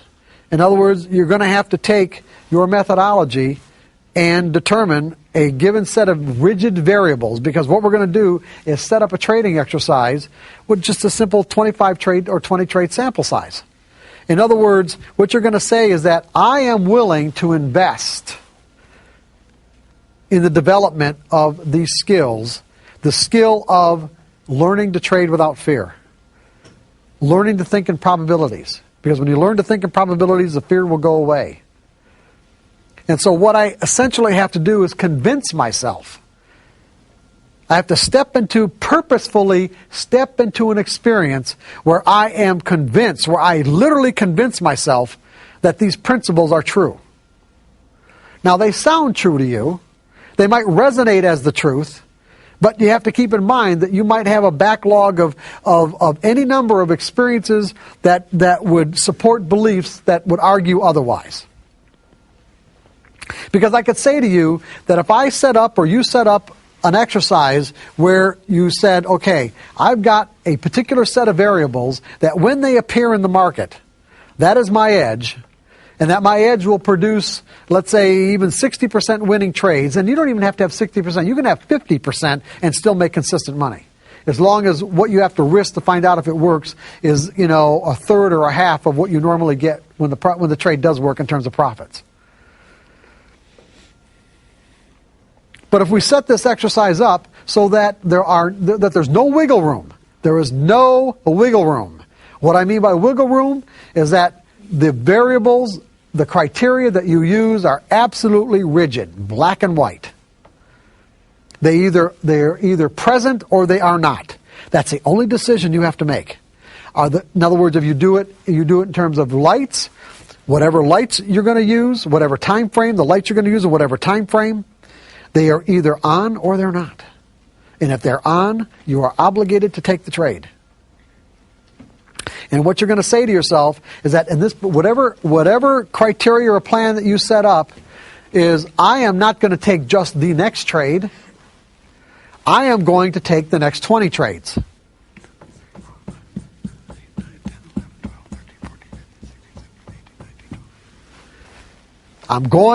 You are committing yourself to taking the next 20 trades of the occurrence of your edge. You will know in advance, based on testing and paper trading, exactly the optimum amount that you have to risk. In other words, what your risk is on each trade. And it's not going to be a varied amount. It's going to be a specific amount, whether it's in terms of dollars or distance. It will be a specific amount so that you know exactly how much each trade is going to potentially could cost you. And it should really be set up as a rigid profit potential too. In other words, I don't want you making subjective decisions just about how far you're going to let the market go in your favor. So if you can get a set of variables, well, let's say you even 2 to 1 or even 1.5 to 1, 1.5 to 1, meaning that if I have to risk 1 point of something, even if it's, let's say in stocks, if I have to risk $1 to make that my particular set of variables, my entry variables, will get me into a trade where if I risk $1, I'll get $2 60% of the time or 50% of the time. Then that's what you do. You do 2 to 1. There are trading methodologies that can be even the opposite. You can even go 2 to 1 here, meaning you can risk 2 to get 1. But in these cases, the trade has to be 80 or 90% correct. You can do it any percentages you want as long as it is fixed. There is no wiggle room. There is no subjective decision making whatsoever. Am I really clear about this? There is no subjective decision making whatsoever. Go ahead. The big things in expectancy or in trading with risk-reward ratio is you don't know which trade is going to be the winning trade. Correct. And typically you try to let your winning trade get stopped out on your winning trades. But what you're saying to us for this exercise is that we take a fixed stop. I understand the fixed risk, but a fixed, essential profit stop. You know what? If you can set it up as a trailing stop, if you can set your trailing stops up where you're not making any kind of subjective decision, you can do that too. So it doesn't matter as long as it's defined. If you're sophisticated enough to do that, then yes. Okay. Most traders in these situations are not. That's why I make it real easy. Okay. As long as you're not making any decisions. So in other words, what you're saying is that if the market goes X number of points in my favor, I move my trailing stop up to a certain percentage below where the market is right now. And you don't move that unless you get stopped out or it moves up another gradient or whatever. Another, what am I thinking? Standard like deviation beyond. Yeah, okay, whatever you're using, okay? Yeah, if you can do that, that's fine. I just want all the variables to be completely and absolutely fixed. Okay? And then you fixed all these variables, and so you say to yourself, I'm going to take the next 20 trades. Not just the next one, but the next 20. No matter what. No matter what. Now that means that you have to be prepared based on the amount that you have to risk. You have to be prepared to take 20 losses in a row. The likelihood of that happening is about as remote as getting 20 wins in a row. But the point is that the dollar value of the risk of each trade multiplied by 20, you have to be able to afford. So you've got to set it up that way. You've got to set it up so that you can afford the dollar value of the risk of taking 20 losing trades in a row. Because what you're saying to yourself, if taking the risk, if taking the 20 trades in a row, losing 20 trades in a row based on the amount of shares that you trade. So for an example, if the standard amount of shares that you trade would say that, if I had lost 20 trades in a row based on how much I've got to risk, it's going to be $5,000. You say to yourself, you know what, I don't want to spend $5,000 on this. Then don't. But say, I'm truly willing to spend, let's say, $1,000. Then set it up where the amount of contracts or shares that you trade correspond to adding each one up where it comes up to $1,000. Even if it means just trading 10 shares at a time. Go down to a level where you're completely comfortable with the dollar value. You have to be completely comfortable. And then, when you get an occurrence of your edge, put the trade on and see what happens. And if it turns out to be a winner, you think, oh, hey, yeah, Mark Douglas, hey, good, hey, this is all right, okay? Yeah. So this one turns out to be a winner, and maybe this one turns out to be a winner. And maybe, well, this one's a loser. You think, yeah, okay, I can handle that. And this one's a loser. Uh-oh, and this one's a loser. Now we've got 3 losers in a row. I have rarely met a trader who doesn't have a problem with the next trade after 3 losers in a row.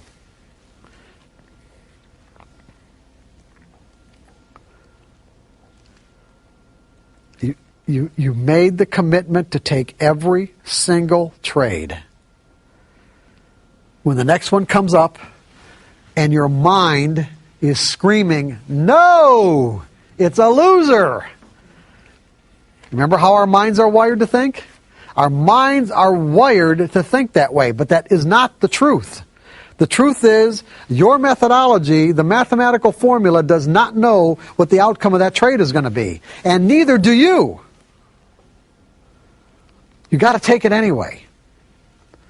And see, and when these occurrences, when you purposefully put yourself into a situation where you're confronting these conflicting beliefs, because that's what's rearing its head. This is any different than me saying, I want to go run, and then after that program, or it's too cold, it's too hot, it's raining, whatever. It's the exact same thing.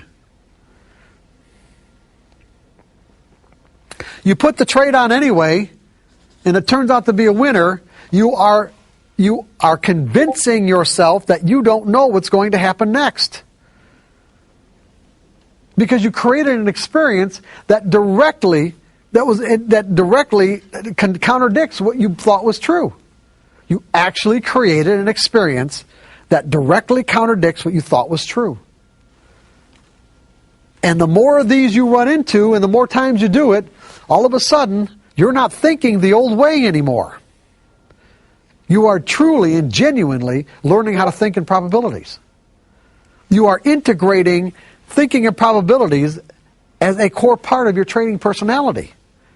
You may understand the nature of probabilities, but now you're being able to function from a probabilistic perspective. Because what you're going to do is you're going to do this exercise until you can do it flawlessly. You are going to do this exercise, and you do the first one, and if you don't execute your trades completely flawlessly, then do it again.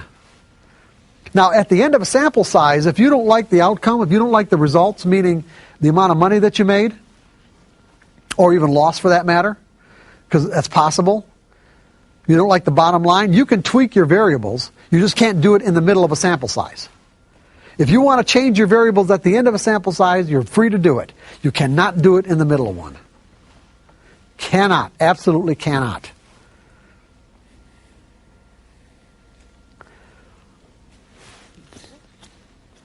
You will keep doing this exercise until when? What? What? Well, yes, but there's something else I want to get. Until when? How do you know you've arrived? How do you know you've actually arrived, that you've changed? That you can freely and easily put in the trade. That's right. You can there's no conflicting energy anymore. It doesn't occur to you to not do it. It doesn't even enter your brain. You don't even get the thought. You get a signal, you put on the trade. You get a signal, you put on the trade. It's like then it's who you are. You guys with me on this?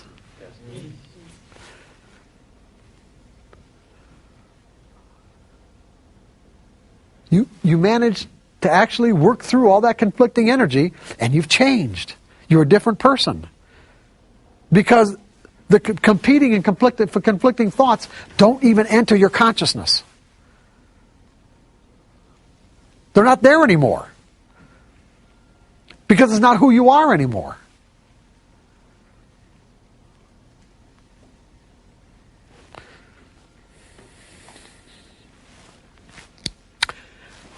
Any questions about this? Is this making sense to everybody?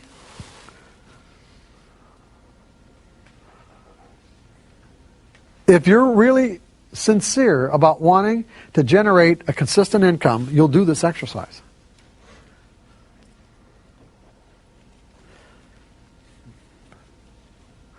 And if you're not, you won't. And you might not be ready to, and that's all right. Whenever you're ready, you'll do it.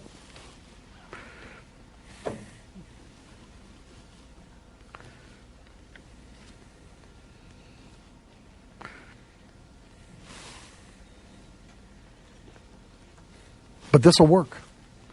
This will work. One second. Because you are actively stepping into an experience where your desire is to change the way that you think. Instead of avoiding the confrontation, you are actually embracing the confrontation. Big difference. You are embracing the confrontation. Because the more that you embrace it, the faster it dissipates.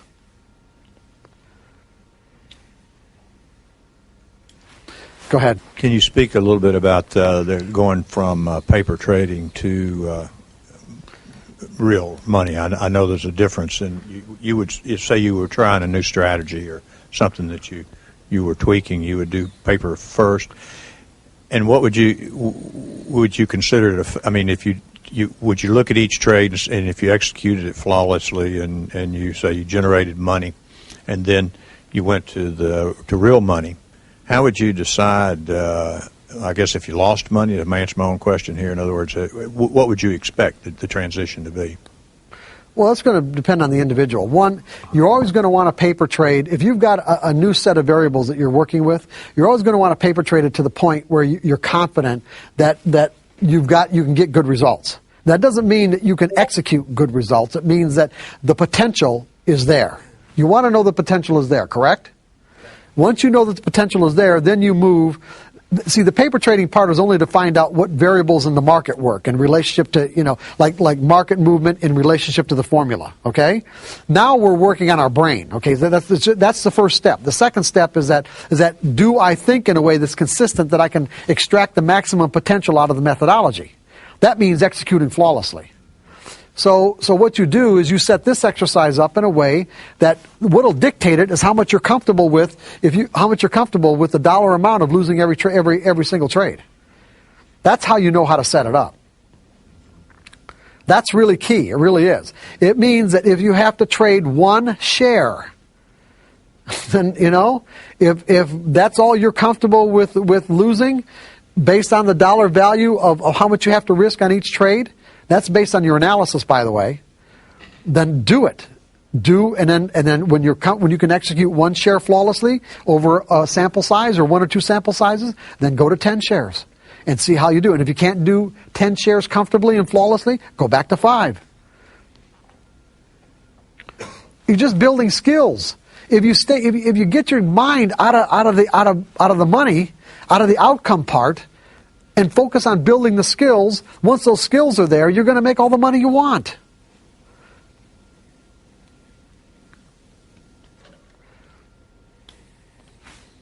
That makes sense, doesn't it? Do this exercise and you won't believe how things will change. Until you actually change, and it's just like it'll be amazing. Do the exercise. So does anybody else have any questions about how to set this exercise up? How long are you going to do the exercise? If you set it up and do it, how long are you going to do it?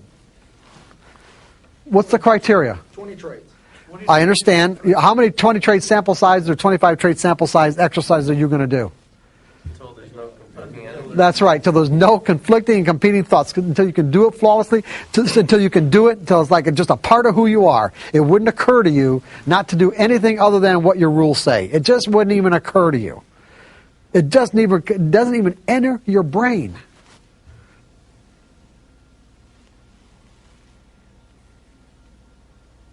And I guarantee you, at that point, you will be thinking in probabilities. You will be trading without fear.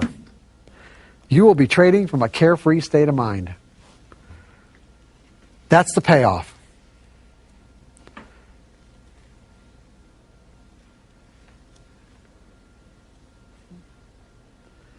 You'll be thinking like a pro.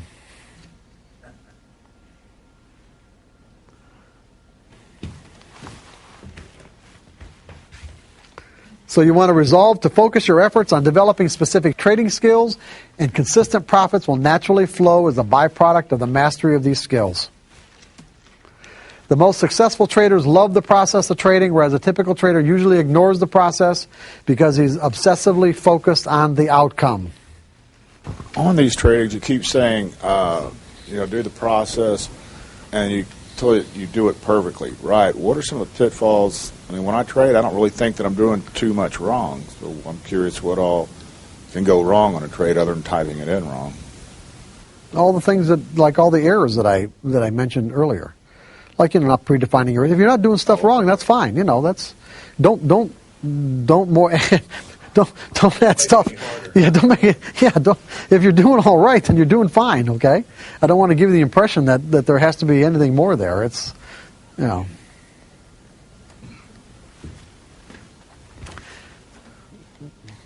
Okay, resolve to commit the 5 fundamental truths about the nature of trading as core beliefs of your trading personality. Those 5 fundamental truths are: anything can happen. Is that true or not? Yes. Every moment is unique. Is that true? Yes. Okay. An edge is nothing more than an indication of a higher probability of one thing happening over another. Okay. Is there a random distribution between wins and losses on any given set of variables that define an edge? Yes, absolutely. Do we need to know what's going to happen next to produce a consistent income? No. You see, so if you find yourself, as you're doing this exercise, with conflicting and competing thoughts, pay attention to what you're thinking. Pay attention to what you're about to do as a result of what you're thinking, and then refocus on what you want to believe. I want to believe that anything can happen, that there's a random distribution that I don't need to know, and just stay focused on these particular beliefs, and do the best you can, and keep on doing it until it just becomes a part of who you are. Sounds like a meditation. It's right. You're absolutely right. It's like a meditation. Your mantra. That's right, your mantra. Put them up on your wall or by your computer screen. Because they're all true.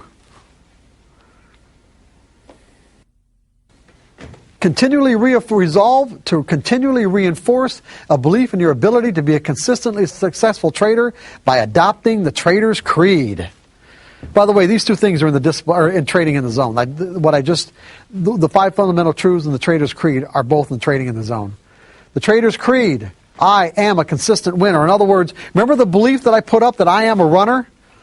Remember that? I said when I actually became a runner, that belief compelled me to express myself in a way that was consistent with that belief? Well, what we want to do is install a belief that says, I am a consistent winner. And the subset beliefs that you have to make this true will automatically compel you to act or behave in a way that's consistent with that belief.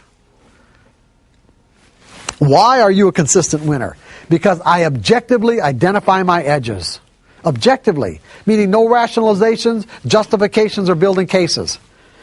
I know what criteria defines my edge, and it's either present or it's not. I predefine the risk of every trade. Wouldn't even think about getting into a trade without doing that. Now, that doesn't mean, because who brought that up earlier? No, he's not here right now. That doesn't mean that I always put a stop in the market. But I trade subjectively. That doesn't mean I actually enter a stop. But I guarantee you that whatever price I picked as my risk point, I never violate not getting out at that price. The market hits my price, I get out. That doesn't mean I've entered a stop in the market beforehand. But I could do that. I don't have a problem with that. It wouldn't even occur to me not to do otherwise.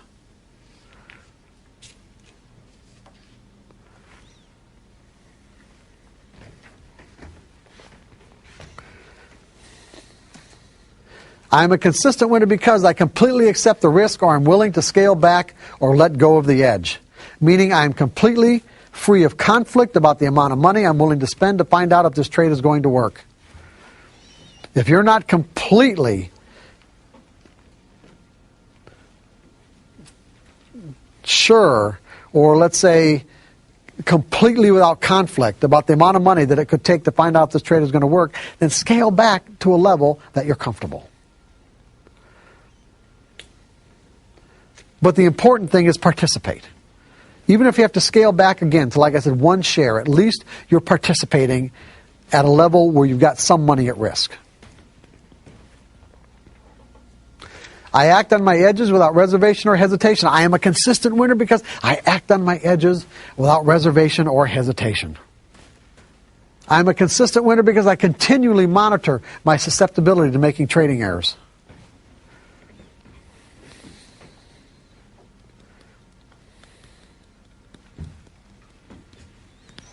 And how do I do that? I keep journals.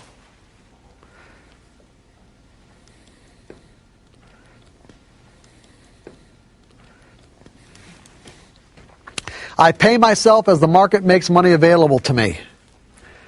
I subscribe to a philosophy of scaling out of positions. I like to divide my position up into fractions and scale out in quarters or thirds.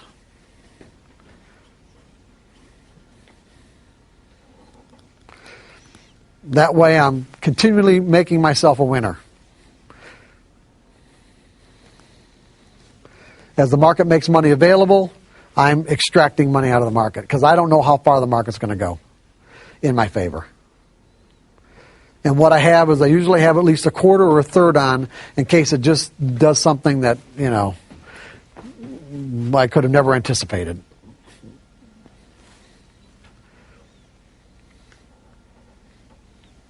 And by the time I've got just the last third on or last quarter on anyway, and you know, I've got a trailing stop, or you know, at least a place in my mind where I get out if it retraces back to my, you know, not far beyond my entry point anyway. From that point on.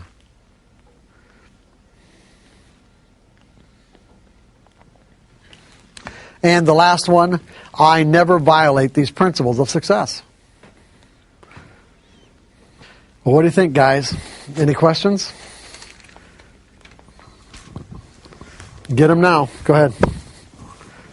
Do you ever scale in?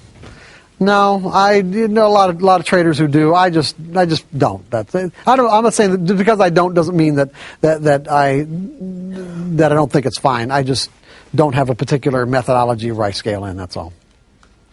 I get in all at once.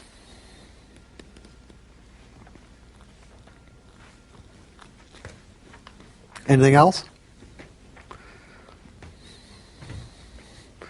Here's your chance to get on the DVD. Come on. Don't miss out. Violate and walk on water. What's that? Never violate and walk on water. Well, no. Why? What do you mean? That you think? Well, what do you? Yeah, you don't have to. You can get to a. Go ahead. Never violate. The never is it that they said never say never. Well, let's put it this way: you can at least aspire to never violate the principle. Yeah, that's good, but that's a good point.